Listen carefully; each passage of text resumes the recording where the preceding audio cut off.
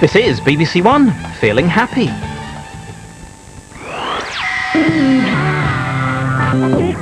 So this is happy hour. 2 drinks for the price of one. People laughing and having fun. What a great place to be.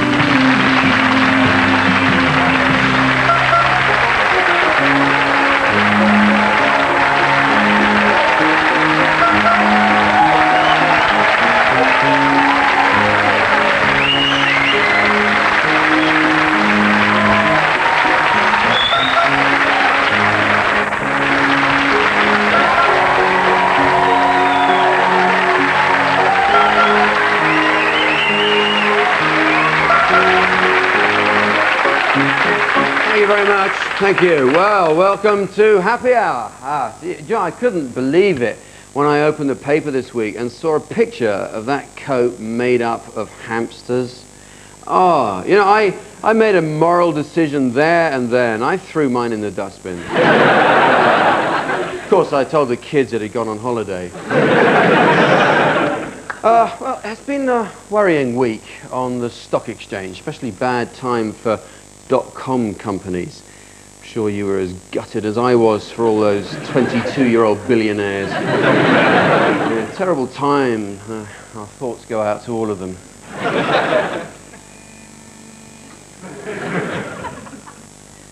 Everyone rounds on poor Martha Lane Fox. What's she ever done? I suppose that's the problem, really, isn't it? What has she done? Oh, and so much fuss about the internet. It's so overrated. I mean, for some people, it's essential. People who want to know David Soul's collar size, where to buy bees, put in a bid for Celine Dion's nasal hair. Yeah, the only really useful thing the internet has ever done is jail Gary Glitter.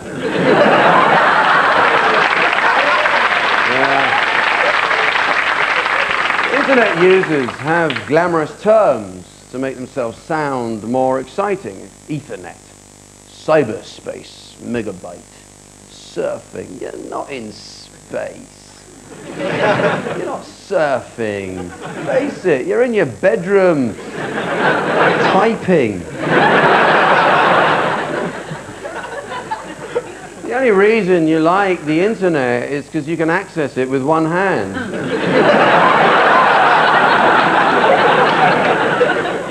I'm not a Luddite. I know how to use a computer. I just object when computers try to use me. Press enter to continue. You do it. You're clever enough to put the message up. You do it. Yeah? Computers are so full of themselves. You switch it on, it goes ta-da. It's done nothing. Other machines are far cleverer. They don't boast. Kidney dialysis machine saves lives every day. It doesn't feel the need to go da da da da da da da. Computers never accept responsibility. You switch it on and it goes, you did not shut down your computer properly last time. Yeah, and the reason I didn't shut down properly is that you crashed. And the only way I could get you to work again was to unplug you at the wall and pull your battery out. Anyway, I know you're feeling guilty because you didn't go dinner. Then when you try to shut it down, all of a sudden it's Chris Tarrant. Are you sure?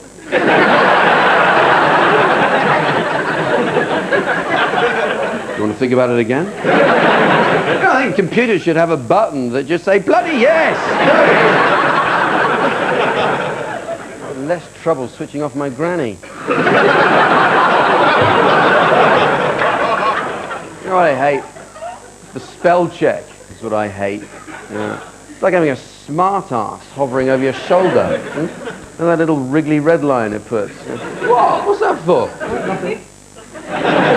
Just thought perhaps you'd like to take another look at the way you spell. The trouble with technology is I am a sucker for it. I bought an electronic organizer, and it really is incredible how it helps you plan your week. Monday, spend day telling colleagues about how indispensable new organizer is. Tuesday, spend day inputting all personal and work information. Wednesday, throw away embarrassingly dated filofax. Welcome to the 21st century. Thursday, lose electronic organizer. Friday, spend day wiping sweet and sour sauce and potato peelings off lovely old filofax. The computers make silly noises. What went wrong? Huh? All the computers and gadgets in sci-fi made cool noises. The communicator in Star Trek. It's cool. It never once went diddly dee diddly dee diddly dee. Electronic tills in supermarkets just drive me nuts. Can't we at least get some variety in that? The barcode says what the product is. Why can't the noise? You put eggs in, it goes... Milk. Smoked salmon. There's always one thing that won't go through properly, toilet paper. Eventually you go...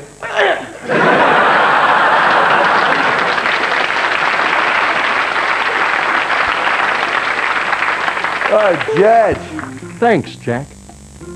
The Beckhams had a private tour of Chester Zoo. Posh wore a sign round her neck. Please do not feed. And when Brooklyn saw the zebras, he shouted, "Look, sofa, sofa." Talking of animals, folks, they're showing erotic videos to pandas to try and get them to mate. If it works, they're going to try it on Prince Edward.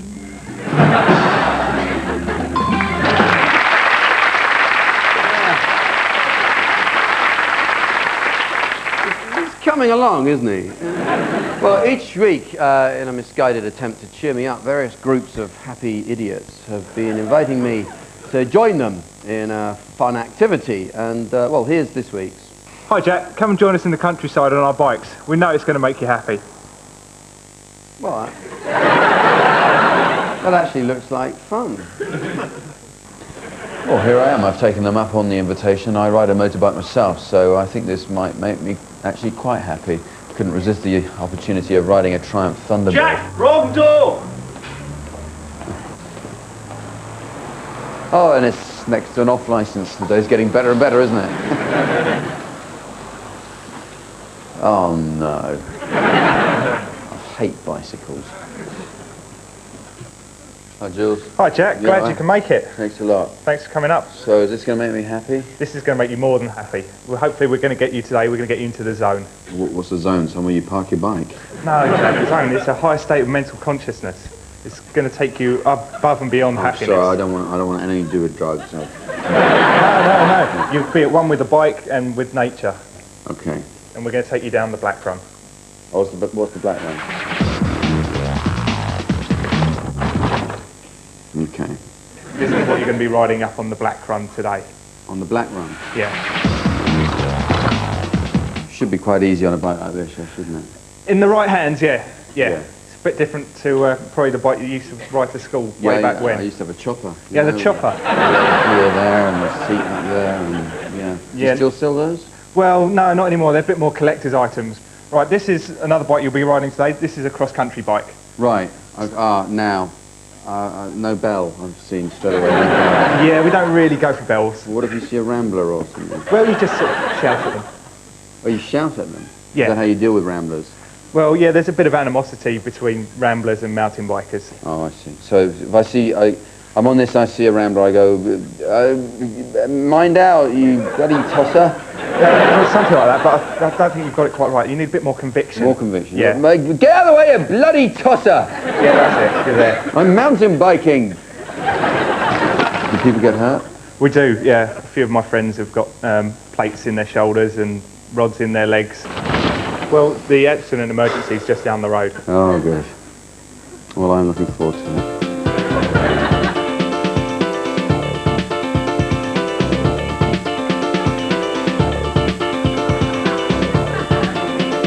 Even with all these layers of clothes on I'm going to be wearing, what happens if I get caught short?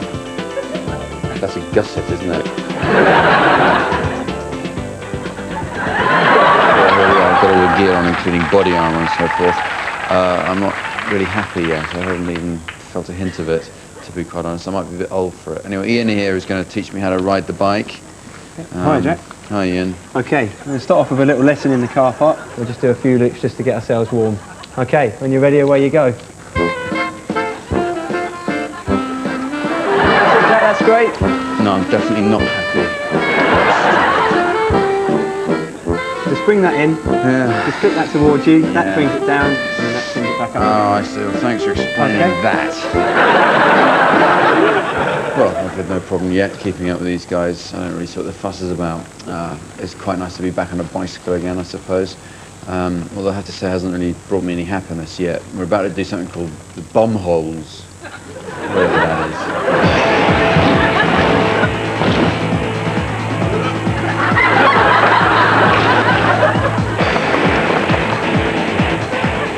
Come on, chicken.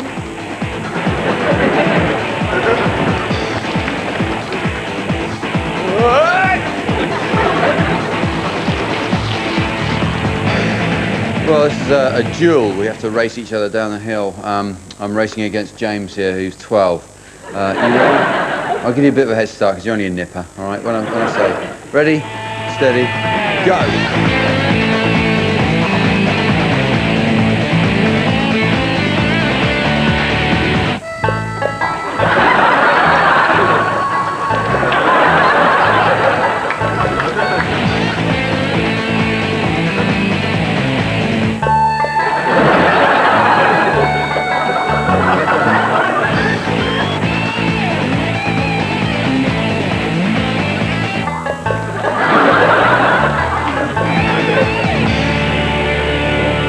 Okay, and Jack's the winner. You cheated. Don't be a sore loser. Anyway, it's not the winning. In your case, certainly. Well, as I expected, I won the race. I can't say I'm actually happy, although I feel a slight sense of satisfaction from beating a 12-year-old at his own game.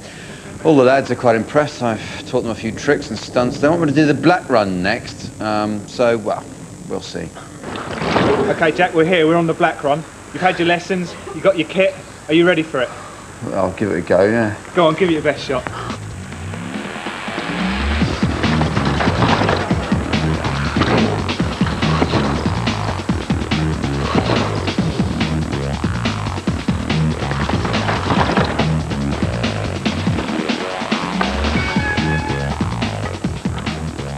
No, do it again properly. More speed. Make me look braver. Go on.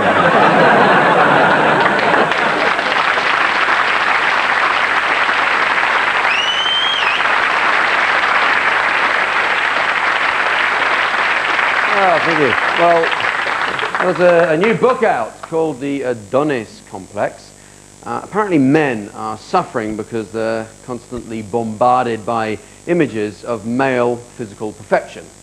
It's also shallow. I want you to know that I'm more than just a perfect male specimen.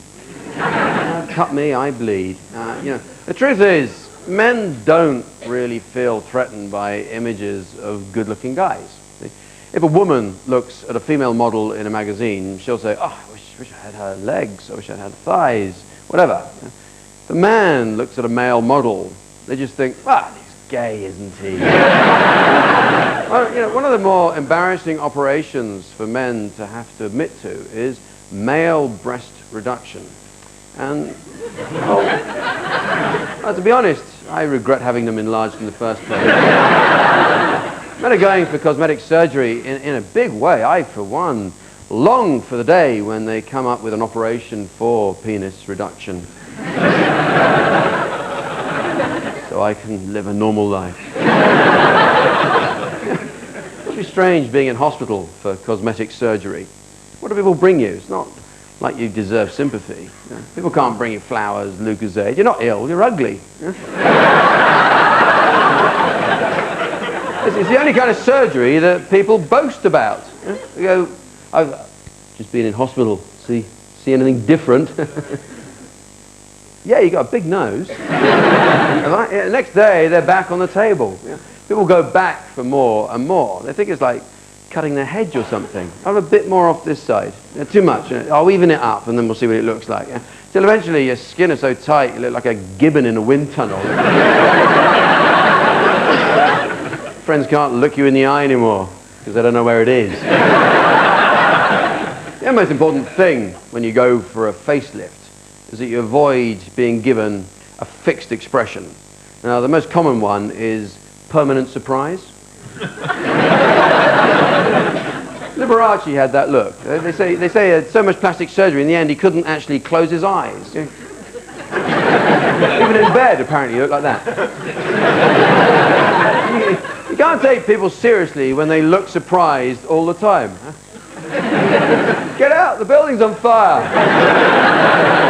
You know, I used to work with a man who had a permanently interested look. He found the perfect job in a retirement home listening to old people. Also, it wasn't my first cat. I looked around, the whole battalion was gone. If you have decided to go for surgery, my advice is choose your surgeon carefully. Right? There are a few small points to look out for when you're making your choice. Number one, if they work from a caravan, that's usually a bad sign.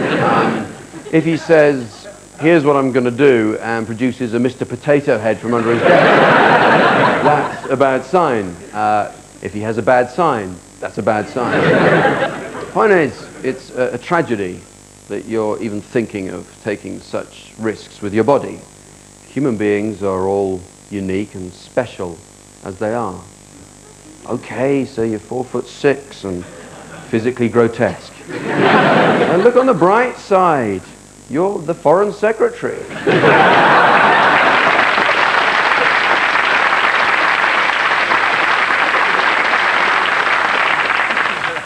Jed. Sad story, folks. The brother of one of the Band 5 is a homeless heroin addict living on the streets. Poor guy. Having a brother who's in 5. There's been a massive safety shake-up at Sellafield, folks. They've put a non-slip mat in the shower rooms.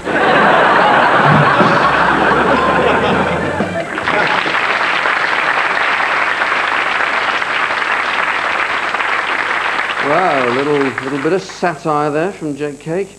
It was the Queen's birthday on Friday. You'd have thought that after 74 glorious years she'd have a bit of a do, but it seems she stuck with tradition and enjoyed an ordinary royal day. But what is an ordinary royal day for the Queen? Here's my report. After a quiet night's sleep, she awoke as normal in the privacy of her bedroom when the radio alarm went off. First, a brisk trot to the bathroom before slipping into a comfy old dressing gown, having a quick glance at the Daily Star, and selecting her lottery numbers. Then down to the kitchen to inspect her birthday cake. She nips out for a stroll, ignoring the attentions of a particularly bold stalker. Birthday or not, it's still a working day, and she meets the man who's repainting the Royal Chapel. And then inspects Prince Edward's designs for a new Royal Marines uniform. A quiet lunch with a few friends is marred only by the presence of an oik from Hull lurking nearby.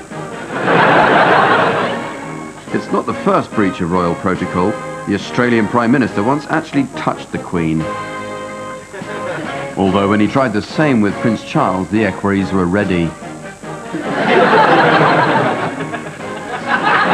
This reminds the Queen to check on her preparations for when Labour try to abolish the monarchy. There's another tense moment when one of her escorts spots Sarah Ferguson in the crowd. With Cliff Richard's special birthday concert in the evening, it's on to her clapping lessons. Although once at the concert, she is slightly disappointed by the turnout. It's been a busy day and she's tired. Unselfishly, she's arranged a little birthday treat for her husband. Happy birthday, Mum. Nice hat.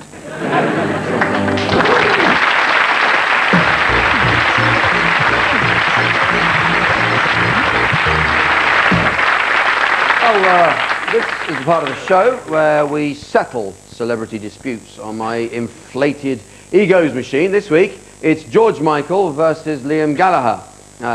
On Wednesday, George slammed Liam for being jealous of Robbie Williams, so we thought we'd sort out their little spat by putting them head to head. This lovely fairground machine used to be operated by a monkey, but we don't need anything as intelligent, so we're using a member of the studio audience. Hello, your name is? Wayne. Wayne. Yes. Hello, Wayne. Thank you very much for joining us. Wayne was chosen because he came in wearing goggles. Wayne, all we need you to do is to start pedalling as much as you can. We're going to get the pressure up. Just pedal away. Okay. And I'm going to get this thing up and running. Now, our contestants' heads are, as ever, rendered in high tensile latex. This week drawn from the Rubber Stuffers range of Gentlemen's Protectives. So, come on, Wayne, we need a bit more. We need a bit more pressure. Well, I've had a few complaints about a previous show, so this week I won't be thrashing the monkey. After all, that's what got George Michael in so much trouble. Good. Well, it looks like we're up to pressure. So George versus Liam. No, keep pedaling. Right. Well, we're gonna start putting some gas in. So pop stars these days have so many fights. They name their bands after them. You get, bands called Wham and Take That, Chumbawamba, Chapow.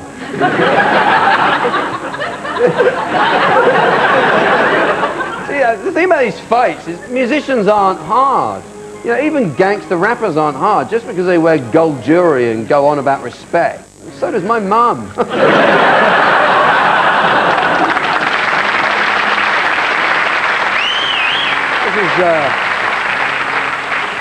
This is actually the new way of releasing records. You offer to have a fight with a rival pop star to raise your profile. That never used to happen. You didn't get Leo Sayer challenging Nana Muscuri to a fight. Come on, step outside. Oh, yeah. Just as well, because she'd have kissed his ass, I reckon. I believe actually Prince Nassim is bringing out a single soon. And we'll see how lippy Robbie is about that, hey? By the way, Naz, if you're watching, I've heard the record is really good. So let's take a look at how far they're going to go. There we are. I think it was at the end of the day, what happened was that George Michael couldn't take what you were pumping into him there, Wayne.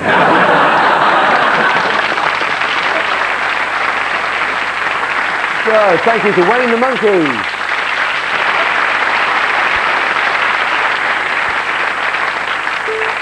Jed. There was a 1,000,000,000 accident at the Dome this week, folks. A bit of metal fell off one of the exhibits and actually hit someone. There's another big phone number change this weekend. It's a real nuisance. The missus has had to take her card out of all the phone boxes. Laughing through the tears, folks. Laughing through the tears. I'm starting to feel sorry for him now. Well, today is St. George's Day. Hurrah! And Englishness will have been celebrated the length and breadth of Essex. No, you say to any Englishman, it's St. George's Day, and you'll almost certainly be greeted with a traditional retort, is it?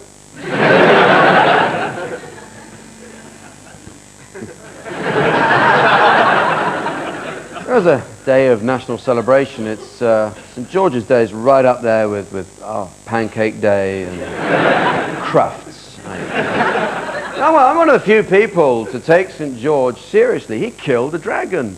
And in my book, that makes him hard.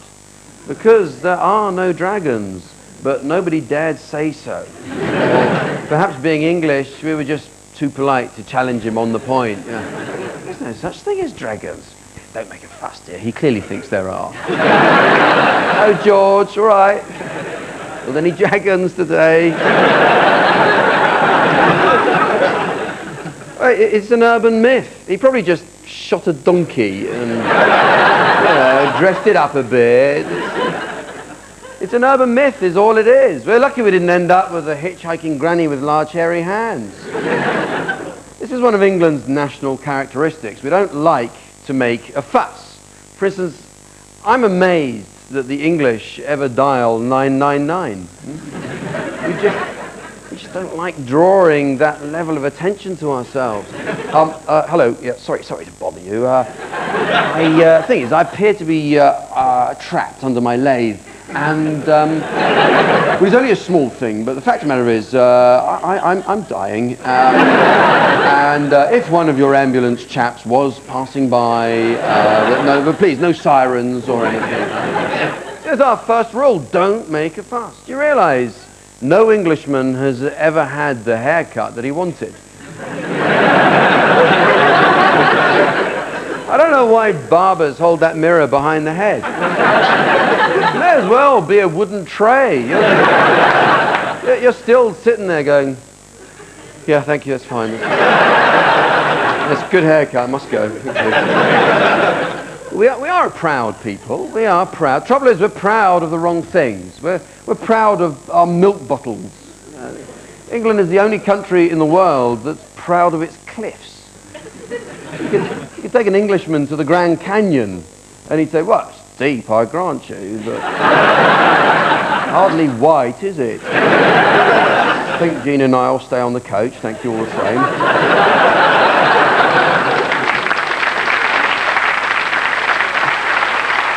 I'm proud of our mustard. Why? Because unlike the mamby-pamby continental products that bring out the delicate flavours of food, English mustard gives you a nosebleed. Yeah.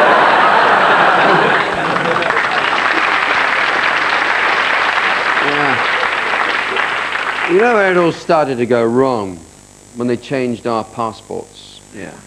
That and the closing down of Cravat Rack at London Airport. See, the old passports said so much about the English. Stiff, unflappable. Leather bound with the gold embossed words, out of my way, Johnny Foreigner. You didn't show your passport at border controls. You'd use it to slap officials aside. Reason for visit, imperialism.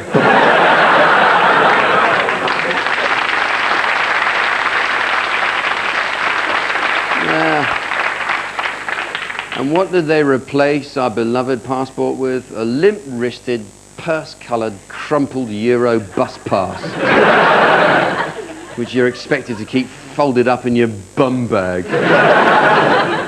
But all that aside, I say let's be positive today on St. George's Day. Let's go out and celebrate the very best of Englishness. Let's go and have a curry.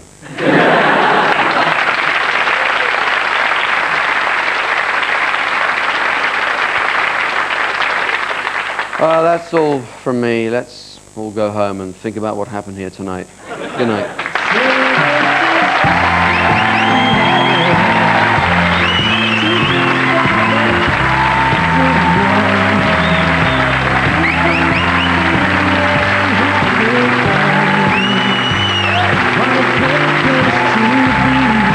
Jack's back on BBC One next Sunday night at 10 past 10.